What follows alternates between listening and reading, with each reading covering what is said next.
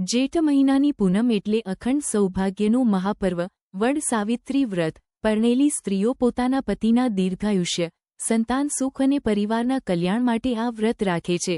પરંતુ શું તમે જાણો છો કે આ વ્રતના નિયમો એક દિવસ પહેલાથી જ શરૂ થઈ જાય છે?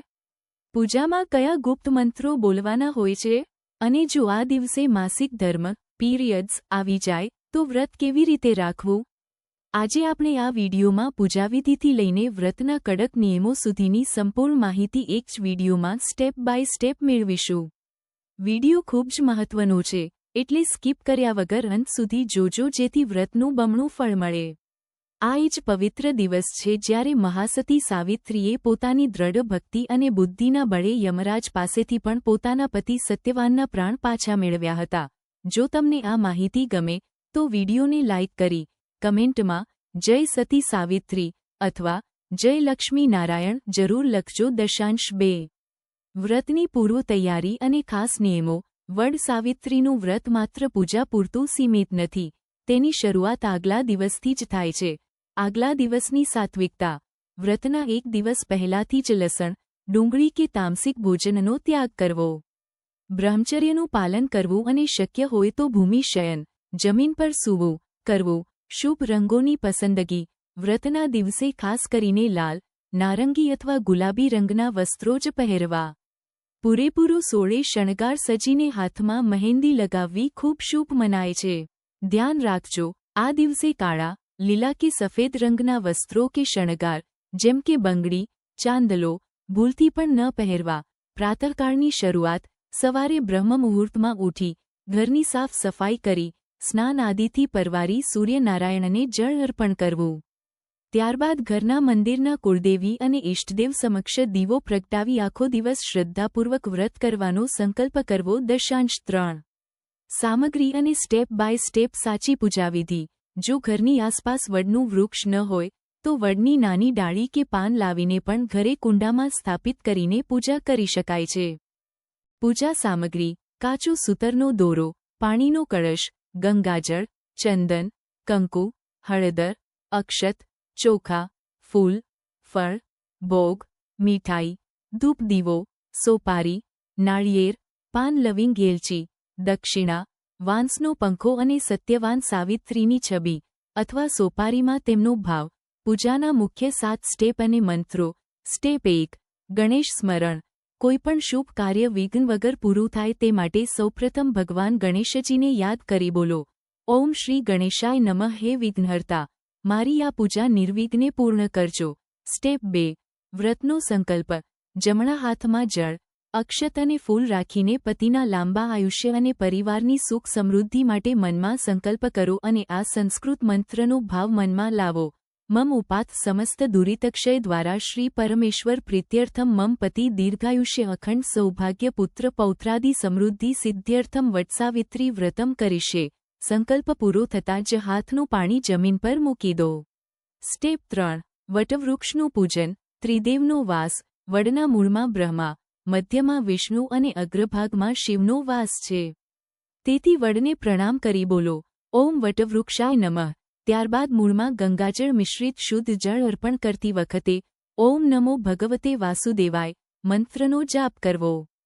હવે થળ પર ચંદન, કંકુ અને અક્ષત લગાવી બોલો, ઓમ વટેશ્વરાય નમઃ। સ્ટેપ 4 માતા સાવિત્રી અને સત્યવાનનું આહ્વાન। વડના વૃક્ષને ફૂલ અને સોળે શણગાર અર્પણ કરી બોલો, ઓમ શ્રી સાવિત્રીએ નમઃ। હે પતિવ્રતા માતા સાવિત્રી, મને પણ તમારી જેમ અખંડ સૌભાગ્ય અને સુખી દાંપત્ય જીવનના આશીર્વાદ આપો। સ્ટેપ 5 ધૂપ, દીપ અને નૈવેદ્ય। સુગંધિત ધૂપ અને ઘીનો દીવો પ્રગટાવી બોલો, ઓમ ધૂપમ આદ્રાપ્યામિ, ઓમ દીપમ દર્શયામિ। ત્યારબાદ ઘરે બનાવેલો પ્રસાદ કે મીઠાઈ ધરાવી બોલો, ઓમ નૈવેદ્યમ નિવેદ્યામિ। સ્ટેપ 6 સૂતરના દોરાથી પ્રદક્ષિણા। સૌથી મહત્વનો ભાગ। હવે હાથમાં કાચો સૂતરનો દોરો લો। વડની આસપાસ તમારી યથાશક્તિ મુજબ 7, 11, 21, 51 કે 108 વાર પ્રદક્ષિણા ફરતા ફરતા દોરો થળ પર વીંટાળો। આ સમયે આ પવિત્ર શ્લોક બોલવો, મૂલે બ્રહ્મા સ્થિતો નિત્ય મધ્યે વિષ્ણુઃ પ્રતિષ્ઠિતઃ અગ્રે દેવઃ સદાશિવઃ વૃક્ષરાજ નમોડસ્તુ તે। સ્ટેપ 7 યમરાજનું સ્મરણ અને હવા નાખવી। આ વ્રતમાં યમરાજ દેવતાનું પણ સ્મરણ કરવું અનિવાર્ય છે. બોલો ઓમ યમાય ધર્મરાજાય નમઃ. પૂજા પૂર્ણ થયા પછી પૂજામાં રાખેલા વાંસના પંખાથી વડવાયુને હવા આપવી અને એ જ પંખો ઘરે લાવીને પતિને પણ હવા નાખવી. આ વિધિથી પતિના કષ્ટ દૂર થાય છે. 4 વ્રત દરમિયાન માસિક ધર્મ પીરિયડ્સ આવે તો શું કરવું? બહેનો માટે આ પ્રશ્ન ખૂબ મૂંઝવણભર્યો હોય છે. શાસ્ત્રોક્ત નિયમ આ મુજબ છે. જો પહેલી જ વાર વ્રત શરૂ કરતા હો અને જો માસિક ધર્મ આવી જાય તો આ વર્ષે વ્રત શરૂ ન કરવું. આગલા વર્ષથી નવી શરૂઆત કરવી. જો વર્ષોથી વ્રત કરતા આવ્યા હો તો વ્રત વચ્ચેથી ક્યારેય છોડાતું નથી. તમારે ઉપવાસ કે એકટાણું અચૂક રાખવું, પરંતુ પૂજાની સામગ્રીને સ્પર્શ ન કરવો. પૂજા કોની પાસે કરાવવી?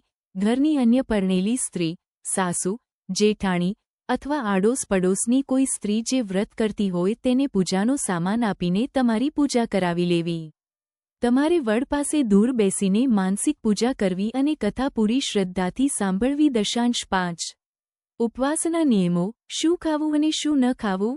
પલાળેલા ચણા. પૂજામાં ચડાવેલા ચણા પ્રસાદ તરીકે ખાસ ખાવા. ફરાળી લોટ. શિંગોડાના લોટની પૂરી કે ચિલ્લા.